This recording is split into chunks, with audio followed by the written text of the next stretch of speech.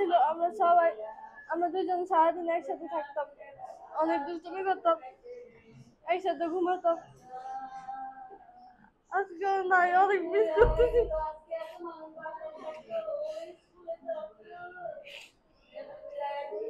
আজকেও থাকবো আমার সাথে, রেডি হয়ে স্কুলে যেতাম।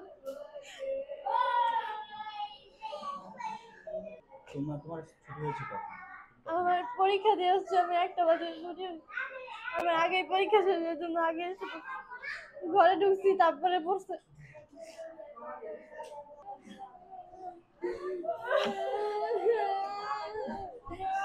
যেদিন মারা যাবে এর আগের দিন এগুলো ছিল, সবার সাথে অনেক হাসি খুশি, অনেক ভালো ছিল। ওরা সবাই অনেক আদর করতো। আর আমার মামায় মানে ওর কলজার টুকরা ছিল। আমার মামার অনেক কলজার টুকরা ছিল। আমার মামায় কোনো দিক থেকে আইলে ওরে ওরা আগে কুলে নিয়ে বসতো, ওরে জড়ায় ধরতো। অনেক আদরে আসছিল, মানে বলার বাইরে।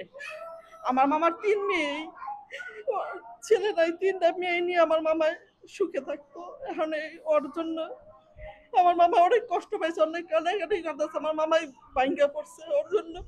আমার মামা কোচিং করতে দিতে চাই নাই, পরে কইছে যে বাধ্যতামূলক দিতেই হবে, কোচিং না করলে নাকি রেজাল্ট খারাপ, মানে নাম্বার কম দিবে পরীক্ষায়। এই জন্যই কোচিং দিছে।